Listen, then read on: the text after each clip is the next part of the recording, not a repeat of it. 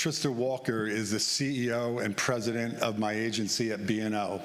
She wears a lot of hats. She's involved in the strategy every day. She really has a hands-on approach to all of our clients. The fun fact for Trista is that on top of the hobbies she has, which run the gamut from golfing to riding motorcycles, just recently she did a cooking class. So if anyone wants to give a round of applause to an overachiever, I'd like you to welcome my colleague and friend, Trista Walker.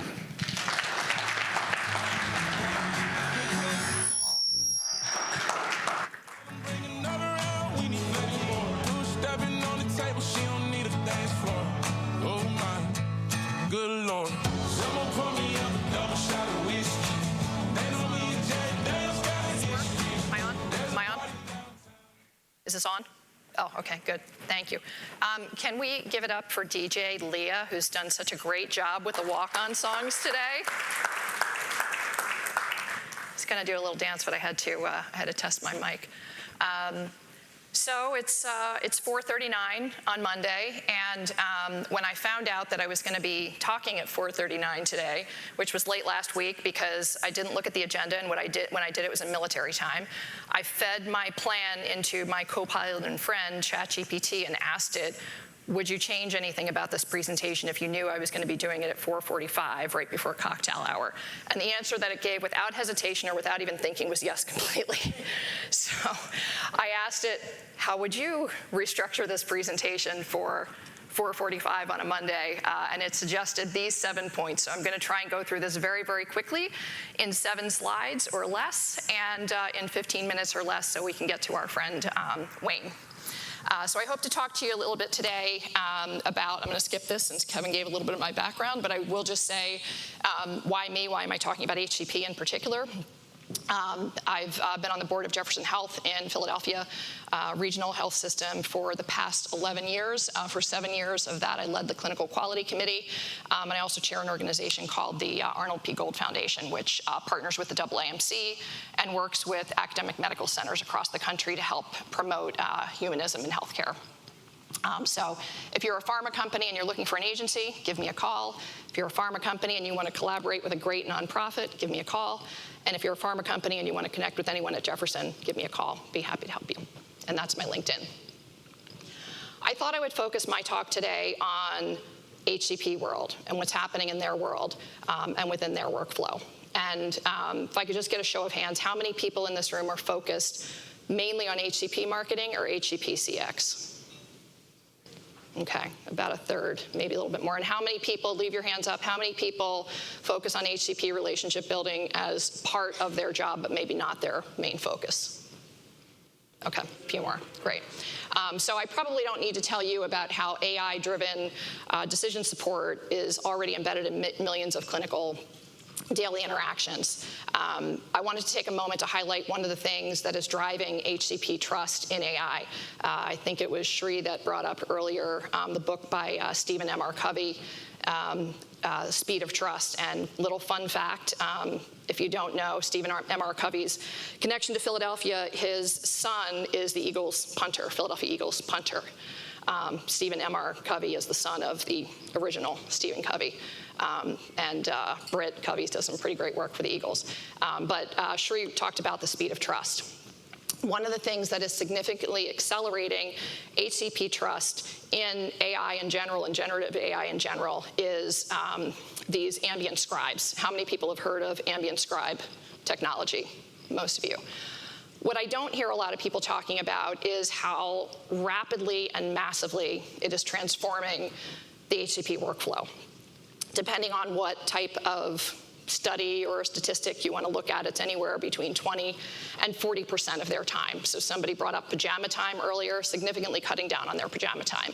And they're adopting it at a rate that's dramatically faster than anything I've seen in my lifetime from a technology standpoint. I'll give my Jefferson colleague, Bali Yahia, a little shout out. He was quoted in an AMA article a couple of weeks saying he's never gotten more love letters from physicians. Judy Faulkner at Epic is saying people are telling her that marriages are being saved and physicians are no longer planning to quit medicine because of this technology. And what this technology is really doing, and what the heck does it have to do with clinical decision-making, is it's rapidly accelerating trust and faith in AI solutions among physicians. So that's the biggest thing that it's doing. The other thing that's happening is, I'm sure everyone is familiar with Epic. Epic is not the only EHR. There are many others. Who's familiar with Cosmos? Couple. Cosmos is Epic's massive data set, which has currently over 300 million de-identified patient records. Something like 75 billion interactions are accounted for. And that is enabling a layer on top of that called Comet, which was announced by Epic about 6 weeks ago at the health conference. And Comet is the AI layer that is leveraging all of this data and is going to really amplify clinical decision science within these EHR systems. And they all have something, whether it's Oracle Health, which is Cerner, or Praxis, or name your EHR. There's some level of clinical decision science built into each of these platforms. I was at a dinner a couple of weeks ago, sitting next to the author of one of my favorite books, Compassionomics. Who's read Compassionomics? Couple. Anthony Mazzarelli, who also happens to be the CEO of Cooper Health here in South Jersey. And I asked him, what are you excited about in the AI world? And this is a guy who's all about humanism in healthcare, of course. He's all about empathy and that side of the business. And I said, are you excited about AI, and what are you excited about? And he named 3 things, and 2 of them are on this slide. The first thing he mentioned, anyone who knows a health system executive can probably guess, it was rev cycle management. That was kind of his #1 thing that he's excited about AI transforming. But the other 2 things were 2 of these tools from Epic. One is called Best Care Choices for Patients, and the other is Lookalikes. Best Care Choices for Patients is a predictive analytics platform that rides on this Cosmos data that is going to serve up the next best action for that patient.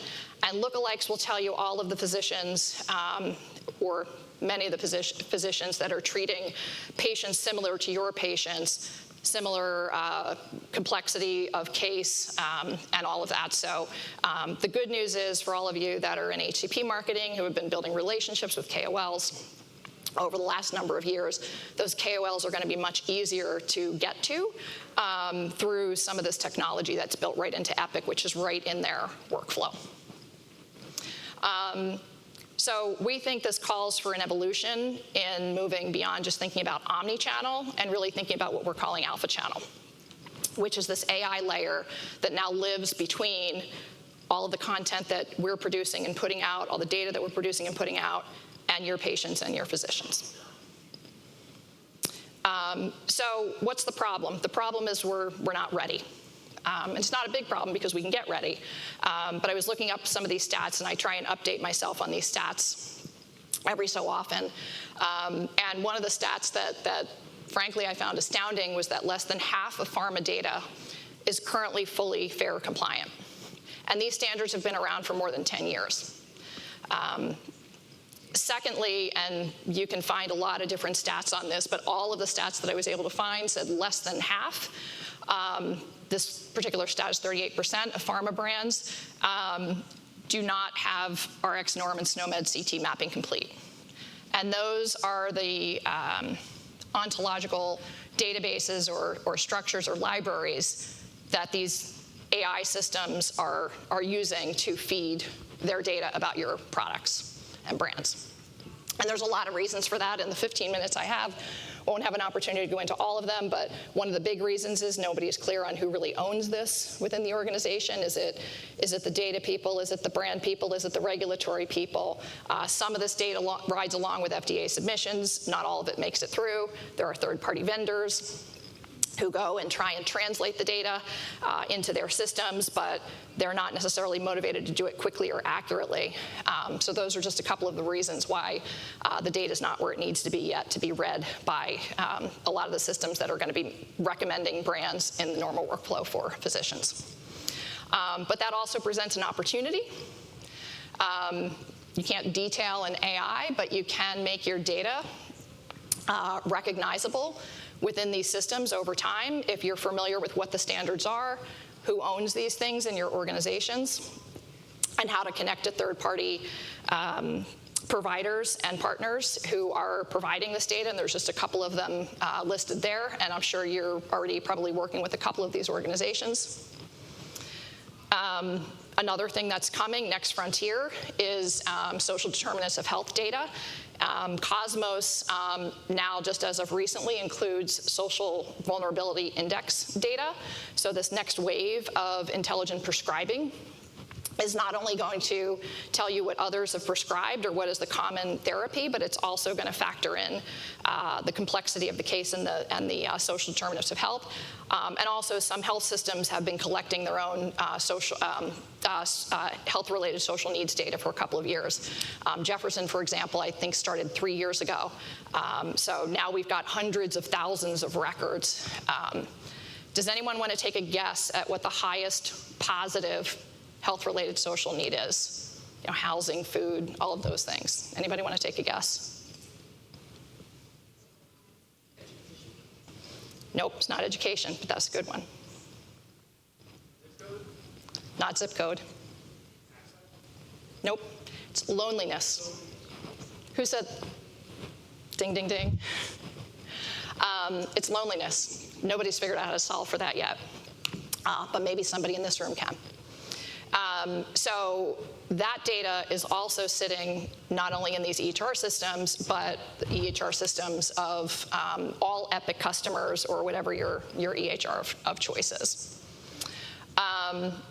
So what does that mean for us? Getting close on time. You know, obviously, you know, the algorithm is the algorithm, but the way we structure our data, the way we structure our stories, and the open sharing of our data will help to inform these models. You might have guessed they're not necessarily going to your branded website for this data, and pharma is notoriously protective of its data.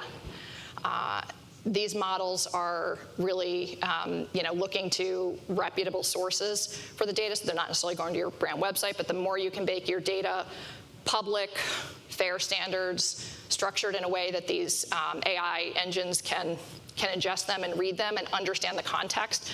I didn't talk a lot about this because we didn't really have time, but most of these AI systems require your data to be structured in an ontological way, not just taxonomy. And the difference between taxonomy and ontology is taxonomy is more of a hierarchy, and ontology is more context and meaning, how the data relates to one another. And that's why there's a lot of gaps in the data. So the more you can structure your data for the, you know, to be ingested by these types of platforms, the more likely it will be that they'll show up when the EHR is recommending your brand or another brand, assuming it's the right brand for that patient at that time. So I'll steal a line from my buddy Rich Schwartz, which is recommendation is just to get smart and keep smart on what's now and what's next. Know who owns your brand's DNA internally. Is it regulatory? Is it commercial? Is it data and analytics? And collaborate with them to understand how they're structuring your data. Certainly don't stop all the things you're doing now, all the great things that everybody said all day long. Marketing still does work. So this is more of an and instead of an or. All of those KOL relationships you've been building, make it easy for them to share some of the cases with others who are now going to be increasingly reaching out to them to talk to them about how they've treated patients. And understand how your brand is showing up today. I'm sure everybody in this room has KOL relationships that they're maintaining. Maybe work this into your KOL ad boards. Really understand how you're showing up. All of their EHR data is now on their phones that they probably have with them. Obviously, they can't tell you any patient data, but they could probably tell you how your brand is showing up. So the last thing I want to leave you with is just this, and I'm going to just read this, and then I'll take any questions. Somewhere right now, a patient is sitting across from their doctor, scared, hopeful, and waiting to hear what comes next. Before the doctor even speaks, an AI inside their EHR has already ranked the top 3 treatment options. One of those therapies will be chosen, another will be forgotten, not because of awareness or preference, but because of how well the system understands the data behind them. So that's all I have. That's my LinkedIn. And I'll take any questions.